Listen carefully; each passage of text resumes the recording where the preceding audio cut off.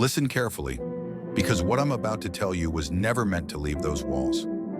St. Thomas Hospital, 1853, a place where the desperate came to be saved, where the sick, the broken, the dying were told miracles still happened. But behind the hymns, beneath the prayers, something else was waiting. 60 patients walked into the faith healing ward. 60 patients vanished. No records, no bodies, no explanations, only whispers. Whispers of a doctor who didn't believe in God, of a nun who heard voices in the walls, of a chaplain who kept a locked box under his bed, and of something moving in the basement after dark. This isn't just a story.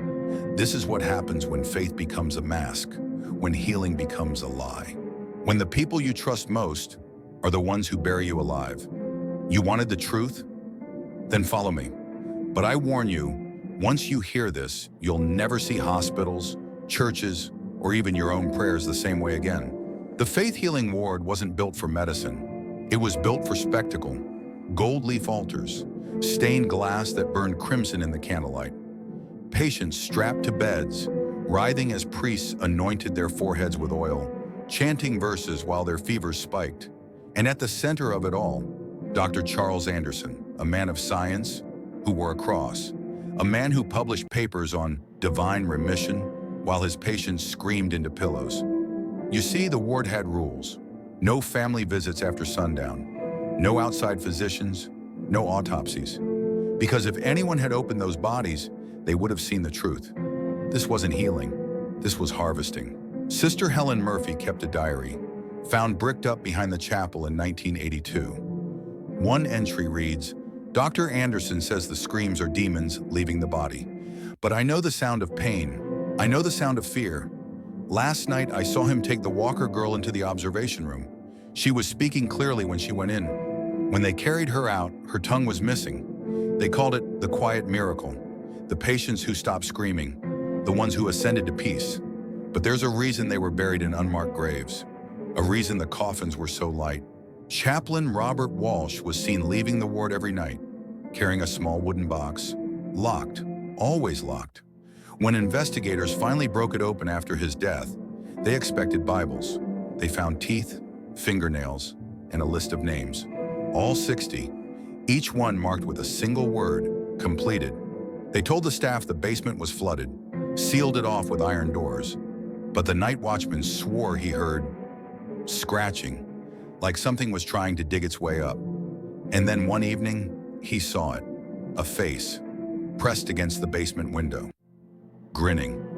It wasn't human, he wrote, but it was wearing a patient's gown. There's a reason they chose the faith healing ward, because who questions God's will? Who demands proof of a miracle? Who digs up a grave marked sacred rest? They didn't just kill those patients.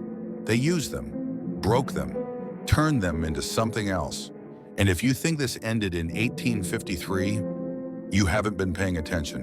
One name wasn't on the chaplain's list, Elijah Vickers, admitted for hysteria. Discharged 3 days later, mute, his eyes gouged out. He lived 40 more years, never spoke, until his last night alive, when he grabbed his nurse's wrist and whispered, "They're still down there." Then his heart stopped, like something had reached inside and turned it off. They built a parking lot over the old cemetery, but every winter when the frost heaves the asphalt, bone fragments surface. Most are human, some aren't. The final entry in Sister Helen's diary. I hear them singing in the walls, the ones we lost, the ones we failed.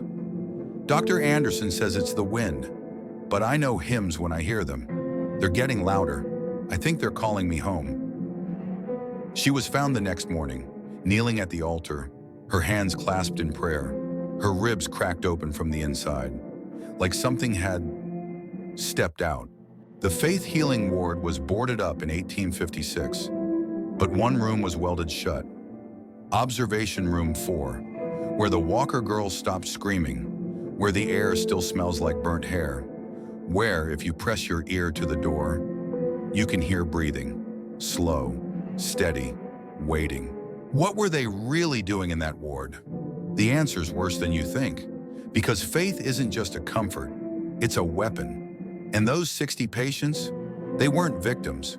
They were fuel. This isn't just about St. Thomas. It's about every hospital with a sealed wing, every church with a boarded-up basement, every miracle that leaves no witnesses. They're still doing it. They've just gotten better at hiding. Now you know. So what will you do? Will you close this video? Pretend you never heard these whispers? Or will you dig deeper? Because the truth isn't just buried in graveyards. It's hiding in plain sight, waiting for the right man to tear it out into the light. Sleep well tonight, but leave a light on. And if you hear singing through the walls, don't answer. It's not for you. Yet.